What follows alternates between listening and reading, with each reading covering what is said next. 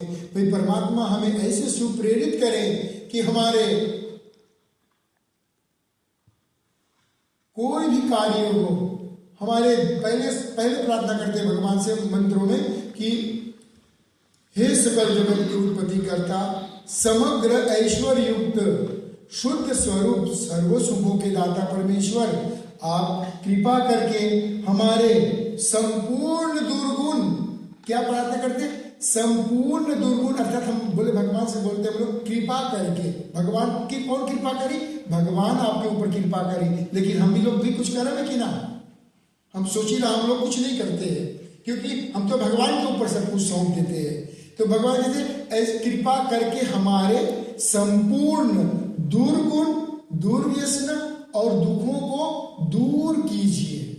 हम लोग ने क्या माना कि संपूर्ण भगवान सब दुख हमारे दूर कर दे, लेकिन शरीर में तो 50 गो बीमारी है, तो भगवान कैसे दूर करेगा? होवे ही दूर, क्यों ना होवे? दवाई से, थेरापी से, और जो ये मंत्र की थेरापी है ना, जो भक्ति है ना, जो ध्यान है, भगवान से जोड़ जाओ। जब आप अपने आत्मा को परमात्मा में मिला दो तो आपको शायद जितना बीमार अपने आप को समझते हम लोग भूल जाएंगे कि हमें कभी बीमार था।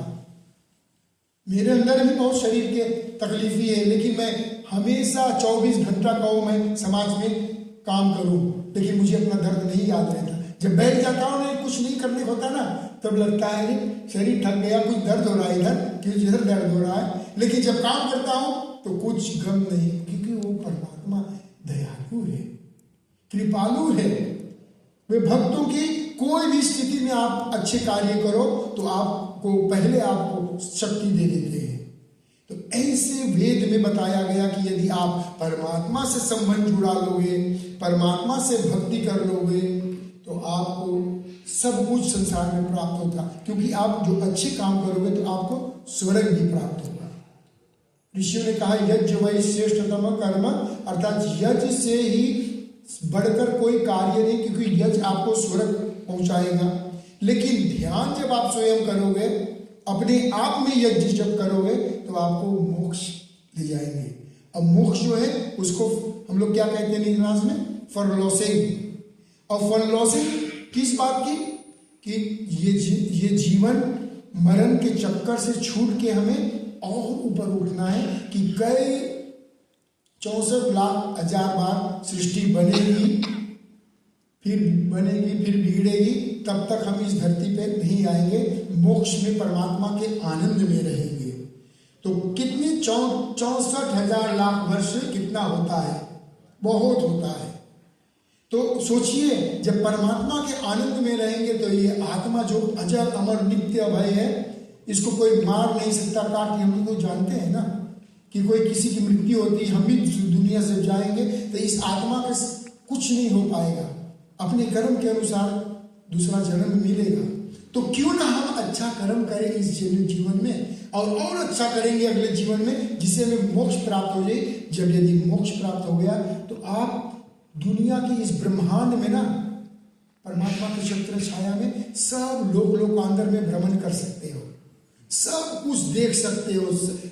पहले सूरज के पास कोई यंत्र नहीं जा सकता, क्योंकि वहां गल जाएगा, इतनी गर्मी है, इतनी तेज है उसकी। लेकिन आत्मा तो जा सकता है।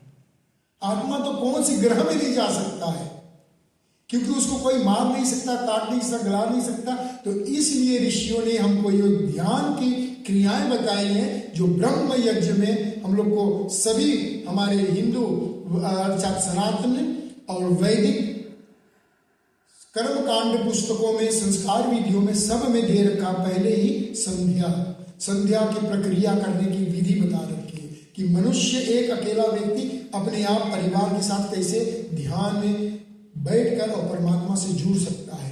यदि ये अनुभव हम कर लेंगे आपस में, तो हम इस अनुभव को औरों को दे भी सकते, बांट भी सकते, और बांटने से आपका ज्ञान बढ़ेगा, कम नहीं होगा। ऐसे वेदों का ज्ञान है। तो हमारे पूर्वजों ने जो ज्ञान लेकर, मैंने बताया कि सब किसी ने कि रामायण लेकर, कोई गीता, कोई वेद, और जिन्होंने वेद लेकर आए उनको तो, उन पूर्वजों को बहुत बहुत शत शत नमन करता हूँ कि आज उनके ही द्वारा हमें ये वेद ज्ञान प्राप्त है और हम लोग वेद को पढ़ सकते, लिख सकते हैं। एक कविता के साथ साथ में मैं सोच रहा हूँ समाप्ति की ओर बढ़ूँ ना। 5 मिनट रह गया समय ना। अच्छा, मैं रिकॉर्डिंग में हूँ तो मैं उसको भी देख लूँगा। तो आप